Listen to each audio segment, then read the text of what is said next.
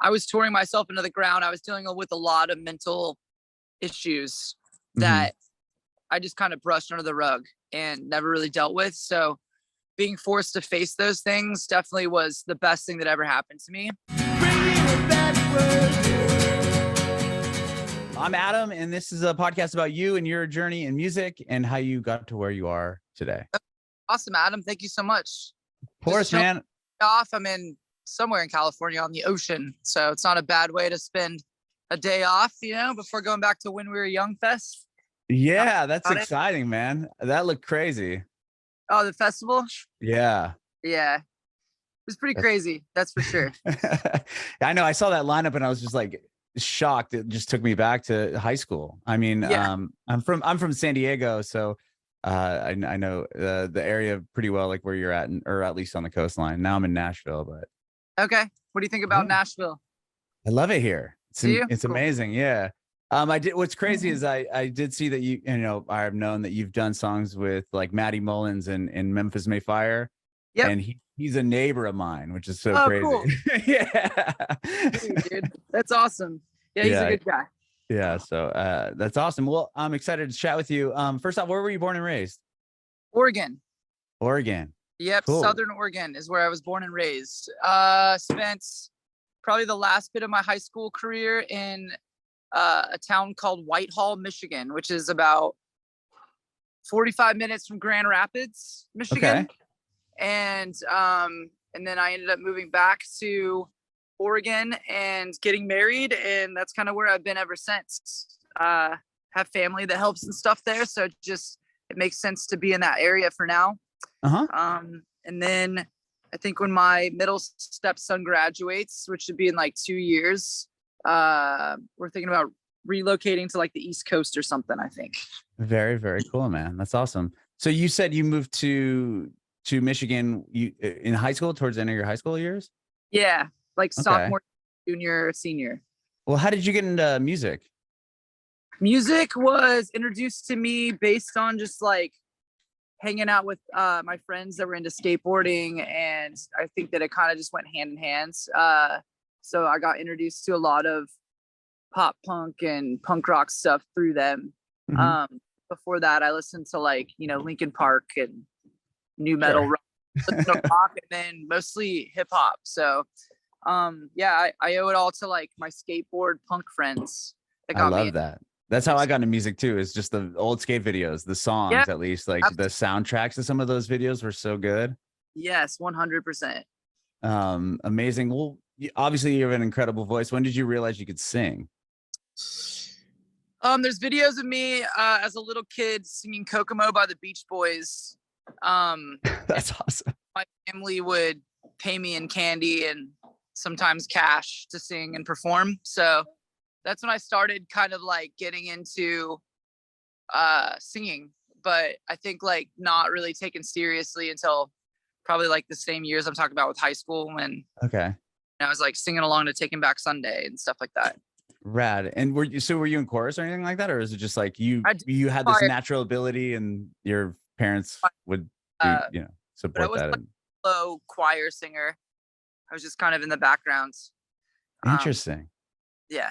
So when did you start writing music? Was that in high school too? Started writing music after I went on a youth group trip with my church back in the day. And we went to LA and we're helping out this church there doing like community service.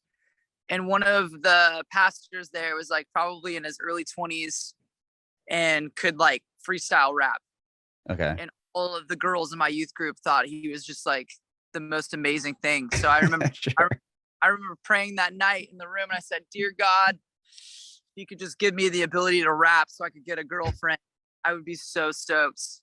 It's probably not the way praying works, but I mean, I started writing like poetry and rhymes and things like that pretty soon after that, and was just like in it. I felt like it was a good way to like express myself. I would do like talent shows and win those doing rapping stuff. And then I got into like punk rock, and I think like the way I write is still pretty like rhythmic in that way, where it's like I I almost come up with like a melody first, and then I find a way to like fit all the words in that I want to say, you know? I was going to say, you do a great job of, instead of, you have a lot of lyrics that you're able to fit into kind of these shorter bars, and it sounds so good. Thanks. I think, yeah, a lot of that just had to do with growing up in that world and like starting there. And then when I was younger, I was in like a local acoustic project, and it was just me and this kid Titus that just, he could shred on the acoustic guitar, but he didn't play anything. Like there was never like a dissected, like here's the verse and here's the chorus. He would just come up with these like insane fucking melodies on the guitar, and I would have to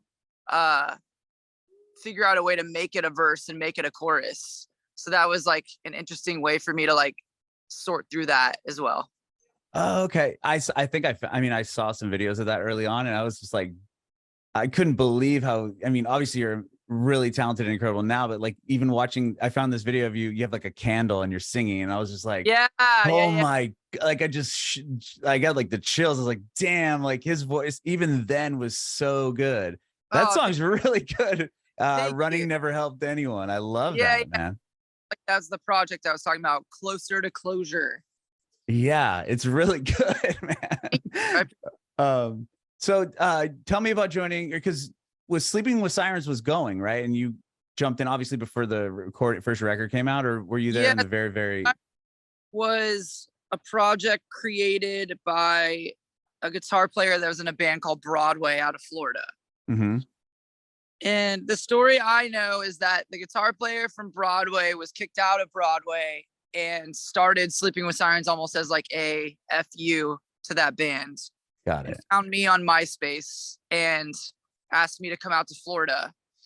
So I went out to Florida and we did like 2 demo songs, and like based off those 2 demo songs got a deal with Rise Records, and then like we're just off to the races. So it's pretty crazy how that happened, you know? It happened really, really fast. And then we were just on the road for like the next like 5 years straight. Right, yeah. Wow. So they found you on MySpace. Was it through this other band, or was it just through? Okay. Yep. And did you, like, I mean, to get that message and kind of take that leap, because at that point they didn't really have, I mean, they weren't really a band yet, obviously, not to the level of what it became. So he showed me his old band, so I listened to that. It sounded like well produced, you know, like that Kingdoms record by Broadway is like a great album. You know, it was like, hey, we're working with the same producer that did this one. So I was like, okay, that's cool. I think I'd only done 1 record, and that was that acoustic one that I was telling you about earlier. So I think like the idea was I wanted to do something with music. The thing that I was working on wasn't really going anywhere. And this dude was offering me, you know, a free flight to Florida and lodging to like go in and work with this producer that, you know, did this pretty polished record. And I was pleasantly surprised, you know, but I think that sometimes you have to just kind of take that risk, you know, when it comes to like opportunities like that. You never know where they're going to lead. So. Sure. Did you help write those songs, or were they done and they just kind of said, hey, can you come in and sing these? I wrote them. Oh, wow. Yeah. So you were able to show up with material and everything. No, we were in a room and they had riff ideas and stuff. And I just wrote lyrics and melodies and recorded it there. And then like the first record was kind of a similar situation. Like we were we had like a rehearsal space, and we had to throw this, because we were planning on initially just doing like an EP, and Rise was like, you guys have to find a way to come up with like at least 10 songs for a record. So that first record was like on the spot, you know, and a lot of bands say you have your whole life to write your first record. And so that's never really been the case for this band. Right. Yeah. That's the thing. You have your whole life to write the first record, and just maybe a year or 2 to write the second one.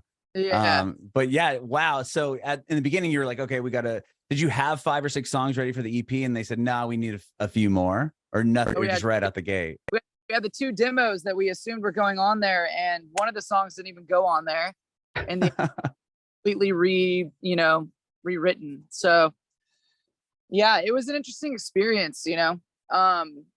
But I think like I'm grateful that it was that way, because I feel like the second record was easier in the sense to where we're like, we almost like already knew what to expect and how to like make a record like that. Mm-hmm. You know? No, that makes a Funny. lot of sense. Instead of having maybe these songs that you had written for 5 years, and then Yeah. it's like, okay, we got a deal now, we're gonna put them out, and it's like, okay, now we've got to like, you know, Yeah. we're kind of under the gun to do the next one. Yeah. It was funny too, because when we did the second record, the producer Chris Crummett was like, "Do you guys have any demos that we can hear?" We didn't know how to do that shit. We didn't have any capabilities of like, we just would write, you know, the rehearsal space or whatever. So when we showed up, he's like, "All right, well, let's set up in this playback room and let's record like these songs that you guys have." I think he was like stressing because he's like, this band's gonna come here with no ideas. We're gonna have to like come up with a whole record. We showed him the ideas and he was like, "Damn." He's like, "You know, I only have like a few notes." He's like, "I'm actually pleasantly surprised that you guys showed up with stuff." So that's crazy. We take our work serious, you know what I mean? But like, I don't know. Sometimes it's just a luck thing, I think, more so than anything else. Well, yeah, obviously you have the talent. I mean, and the amount of songs that you've helped write and produce is just like a laundry list of so many hits. So it's obviously you do well with that anyway. I mean, it's not something that I don't feel like it's really a luck thing when it comes to the talent. Yeah, but I don't know. It's there's a lot of people that can write great songs, but it's definitely a luck thing when it comes down to like the fact that we've been a band for this long and we're still doing it, you know? Sure. Definitely some luck involved, I think. With you know, having success with the first album and then even the second one, like what would you say kind of the next big milestone was for the band? Was it around you know, after getting signed, you put the album out, it does well, even the second record, like with Feel, was there like a big moment on that album or even before that you could remember? I think definitely Warped Tour was a huge player in our bands. You know, I can say the same probably for like bands like Pierce the Veil, like even King for a Day, like that song wouldn't be as big as it was if it weren't for the fact that both our records came out. Like I think Let's Cheers to This was out, Collide with the Sky was just about to come out. Our band was, I think, that was our first Warped Tour. Oh, wow. You know, we were touring for like a couple years previously to that, so we'd built like a buzz, and then, you know, me and Vic set up this song, and it just so happened we were on the same Warped Tour, so we could play it every single day. So I think like the hype from that definitely skyrocketed that song, you know? Okay, sure. So it's crazy to see it doing so well again. Doing it when we were young was insane. Okay. But yeah, I mean, it's a lot of like things like that where it just kind of ends, you know? That's what's crazy. Okay, so I'm going to tell you something. So Nick Martin, who's your guitar player, obviously, I knew him growing up. I knew the Pierce the Veil guys when it was Undermined and Early Time. So that was when the years that I grew up in San Diego, right? And seeing those shows. So I remember when like Early Times got signed, or when Undermined went on Warped Tour, and like seeing like it was just like this crazy buzz in San Diego. Like, oh my gosh, like what is happening? Like these bands are, you know, playing with all of the bands that we like looked up to as kids and everything. Is that where Nick, I mean, having that relationship with Pierce the Veil and Vic, was that how Nick ended up kind of joining in the band, or how'd you guys all meet? I met Nick through our previous sound guy and tour manager, because he also did sounds for Drugs that Nick was in. Yeah, Nick was in that band, sure. And I don't know how I got his phone number, but I had it, and we were thinking about replacing our guitar player that we had at the time. And my big thing was like, I needed somebody that I knew could play guitar and also scream. So Nick was like the dude that popped out to me. I had no idea what his skill set was as a guitar player. I just knew that he could fucking yell. So I was like, you know, it turned out that he's a phenomenal guitar player and a great songwriter as well. So we see that's another lucky thing. Like it just so happens that the stars aligned there, and he definitely brought a new life to the band. So when Madness came, that you know, Nick was a part of it, I think that definitely helps elevate the band to a good level. Sure, sure. I just remember even as a kid, like growing up with them, like the songs that he would write for Undermined, and just his guitar playing was just like so elevated over a lot of the other just local bands in town. There's just something that you're like, okay, this guy's like ridiculously, even with Vic, obviously, and Mike, just their talent that they brought to just the San Diego scene was like insane. Yeah. Yeah, he's a good dude. And sorry, my throat is so scratchy from all these. I'm sorry. Yeah. But yeah, dude, he's a nice guy too, and he's like just got a real positive attitude. So all of those things like mixed together is just it's a really cool thing for Sleeping with Sirens. Sure. With Maddie, our new drummer, being in Tonight Alive and just like watching him perform, like he's definitely elevated the band to a new level. And bringing in Tony after, you know, Jack departed the band has been like another awesome thing. Just like touring with those guys and their previous bands and just kind of like knowing them from that, but then having them like be involved in what we do. It's cool to see like that talent come through and shine. Sure. Where were you guys at like when the pandemic happened? Were you ready for a tour, getting ready to put something out, and how did that kind of affect what you had going on with Sleeping Sirens? Figured out, and I think we were on like our second run with that. Oh, sure.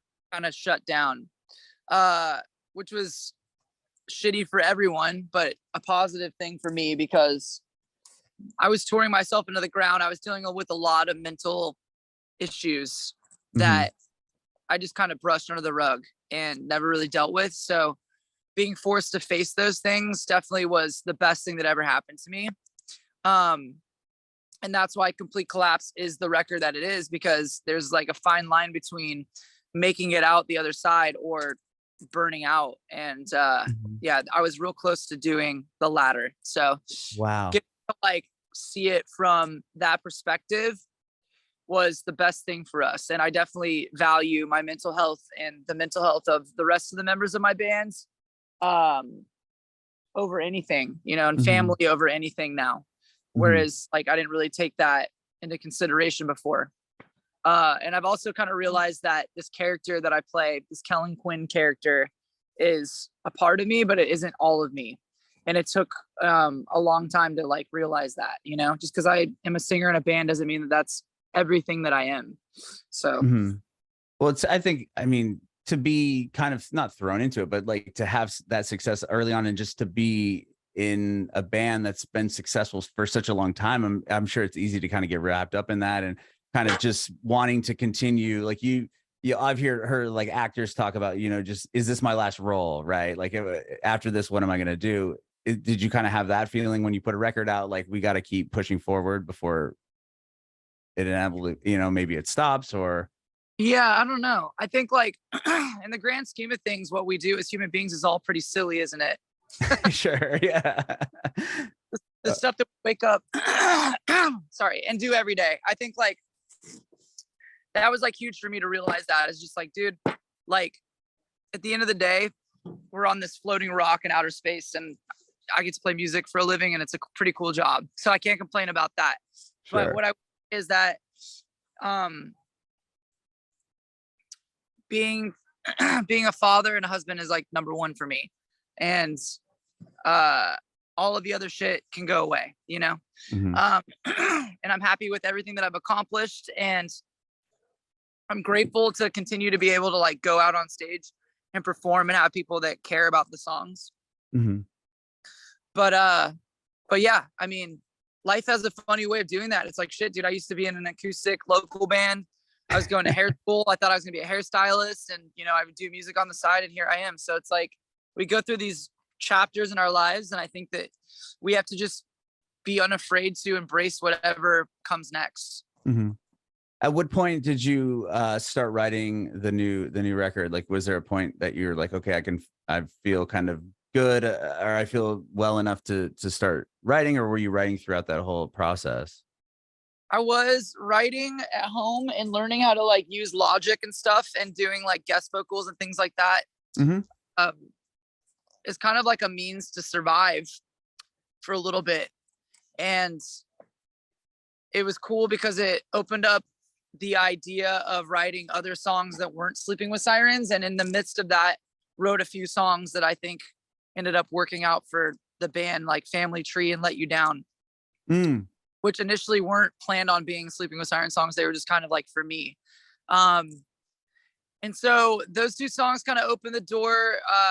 We ended up working on Bloody Knuckles and Mr. Nice Guy on the record, just because our guitar player had some studio time available. So we did those two songs away from each other. I recorded those myself and sent the vocals back, and we mixed them and put those out as like singles. Or sorry, Bloody Knuckles was a single.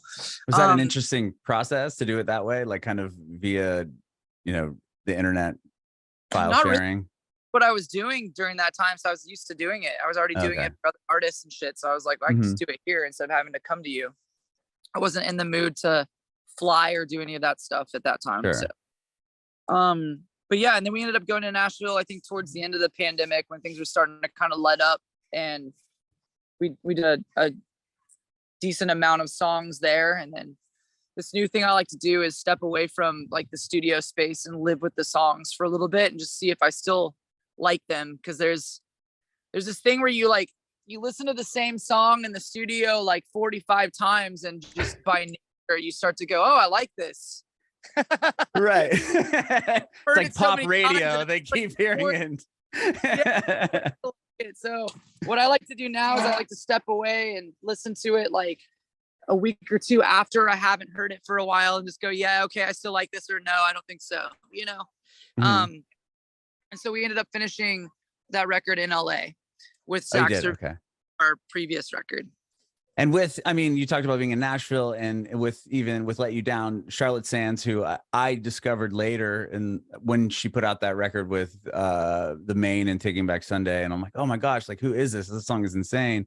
Yeah. And she's from here. I'm in Nashville now, but she's from here in Nashville. Is that was that a relationship that formed here, or did you know her prior? Like, getting her on that song, what was that connection like? Did, and she talked about wanting to work with our bands, so that was kind of how that came about. And then I ended up discovering that Main Taking Back Sunday collab too, so that's where that kind of formed. Royal The Serpent was kind of a similar situation. I think the only one that was like kind of premeditated was Spencer from Underoath. Okay. And after vocals back for Crosses, I was like, oh, I kind of like this. Usually I don't give parts away, but like this is working out and it's elevating the songs to another level. So we went the route of doing more features than we normally do. And I think it was a good for the record. Yeah, I mean, the features you have are all insane. I mean, the album is awesome. I love what you're doing. And I love the video. I watched the video of, you brought Charlotte out on stage when we were young too, right? Was that from that show or recently? Bowl. Oh, that was Brooklyn Bowl. Brooklyn Bowl, yeah. Okay. And how you just did a tour too, with like more like a smaller club tour. What was that like? We're in the middle of doing it still. It's great. I think that what it shows you is it's interesting to see what you can do without all of the gimmicks and all of like the other bullshit that comes along playing like some of the bigger rooms, things that you can kind of hide behind. I've had to learn to accept the fact that my in-ear mix is not going to be awesome because the drums are literally like 2 feet from me and all I hear is cymbals. But like, dude, I mean, like the fans and the people just having a great time in that small room makes up for all of the other stuff. And I think that that's what it's about, right? Like we get so caught up in all this shit that's really unimportant when really all that matters is the music itself. And at the end of the day, I'm kind of like a conductor up there and I'm conducting everyone's vibe on stage. Sure. That's my, and it's been really nice to be in close proximity with everyone, to hear everyone singing so loudly and to just have like this experience. It's nice. And it also helps me to be grateful for the fact that we can go and play bigger rooms. Right. You know what I mean? It must be like a nostalgic thing, like to think back to maybe the beginning of the band and playing the size rooms that you're doing now. Oh my God, yeah. It's rough. It's because I saw the tour and I'm like, the Voodoo Room at San Diego. Like, there's some of the dates. I'm like, oh, they must be doing a really small club tour, and then Exit In here in Nashville and Yeah, Chain Reaction. I'm sure you played Chain Reaction going through, there's the days so many times. interviews at Chain Reaction. Yeah, That's it's so cool. crazy. Awesome to go back there, like, and I think like one of the influences in that was just like seeing the Foo Fighters doing like the garage tour and stuff. It's like there's something to that formula that makes sense in my head of just like you can see the Foo Fighters in an arena, but what's it like to see Foo Fighters in a club like the Troubadour?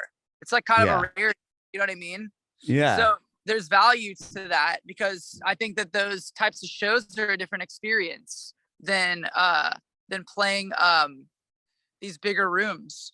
There's like a disconnect with the fans because you've got like the stage, then there's space, then there's the barricade, then there's the crowd. Whereas like when you're playing like these small shows, everyone is right there, Mm-hmm. So I think there's value to it. And I think that it's cool to be able to play different types of shows and show that we are capable of, going into a small venue and regardless of the issues or the problems that we might be facing in our in-ears or on stage sounds like we can go play, and do it and be punk rock and cool. Yeah, I was like, I had so much respect for you guys. Not that I didn't before, but I was like, I saw that. I was like, wow, that is like one of the coolest things ever, especially for fans of yours that probably have maybe seen you back in the day at the Chain Reaction. And then they're like, oh, now they're playing all these big venues. And it's like, whoa, Sleeping in Sirens is coming back. And they're playing this small room again. Like it's just, it's like they went back 10 years in time or something like that. Yeah, I guess it just makes sense, huh? Yeah. It's like a mining thing. Like we're at When We Were Young Fest playing in front of like 60,000 people or whatever it is. Yeah. The next day we're in fucking Fresno, California playing some pizza parlor, dude. Like, it's wild. Oh, I love it, man. Well, I think the album's amazing. Was there a song on there that, or a couple songs that you feel like wouldn't have made it without having the pandemic happen? I think so. Yeah, I think that we're shaped by what's around us, and what's inspiring or uninspiring. I think like Be Happy was definitely a song that came out of the pandemic, just like a reflection of, here I am with all these things that I've acquired and things that I have and things that I've purchased in this house that I live in and all the stuff that I have. And yet I'm still dealing with these mental problems, like these mental issues. I should be happy on paper, but I'm not, and that's like, I'm not saying that I'm not always unhappy, but I'm just saying like, that's something that I think is important to look at. All the things that we can acquire and buy and purchase and like all of the stuff that we go out and consume does not make happiness. Your value is not determined by your wealth or any of that shit. It's about how you view life and how you are able to adjust when things are shitty and how you are able to like see yourself. And I think that's just a constant growing process. One that I'm grateful to like be able to step back and actually view it as that, because a lot of people don't get that option. A lot of people are stuck in here that they can't see outwardly. So I'm grateful that I've been able to see that. And I think the pandemic was a catalyst in that. It made us all kind of reflect. Some people, I think went backwards, but for me, it was like a huge step forward. So yeah, just kind of seeing, because everything can be taken away right at any moment. I mean, and then what do you really value? And I love that early on you said, I'm a father and I'm a husband. That's hits to me because I have a kid. I have a stepson who's in high school, and my wife and I. And it's just if I wasn't around them if I was isolated by myself, like a lot of people were during the pandemic, like I don't know how I would have handled that. Yeah. So. But I love, like I said, I love the record, and I'm a huge fan, and I appreciate you taking time out of your day, Kellin. I thank you so much. I know you've got the throat thing going, and you got tour and everything else with When We Were Young. So pleasure, dude. I really enjoy being here, and I thank you for having me on and being able to talk about it more in depth and stuff. And Yeah, let's kick it next time, dude. If I'm in Nashville, let's go get some hot chicken or something. I would love that. Before I let you go, can I get one more? Can I have one more last question for you, real quick? Yep. Yeah, I just want to know if you have any advice for aspiring artists. Oh yeah. So I was just telling this band that's on tour with us right now, True North. It's like their first tour ever. We did a song together, and I think that they're an amazingly wonderful, talented, kind young band. And my advice to them last night, because it was their last night on the tour, is just that you got to go through a lot of shit to get to where we are as a band.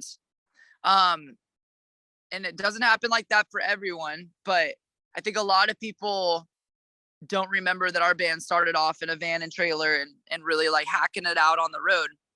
And I think like what is important is just, I told them to like soak up everything that you see out here, because this is you preparing for whatever you're going to be later on in the future. And I learned a lot of things over time. Like, for instance, I do this run at the end of If You Can't Hang, and I started doing that probably like 2 years ago. And it took like 5 years of just trial and error. And just, I think one night I just tried doing that on stage and it worked. And I think that that's what it's all about, is just throwing shit up against the wall. And if it sticks, keep like massaging that muscle and using it and developing and getting better. And if you can learn from people and you can listen and you can watch and observe and take bits and pieces from other artists, then I think that after a while you start to develop your own technique, your own thing, your own vibe. It's all emulation until it becomes practical and you can use it to better yourself as a musician and never stop growing, never stop learning. I'm picking up guitar right now because I'm so bored with just singing and I need to continue expanding this creative mind. So never stop learning things. I think that's it. If we get stuck and complacent and just continue to do the same thing over and over and over again, then it becomes that, right? It becomes complacent. So just continue to like learn and continue to emulate and grow and listen and observe.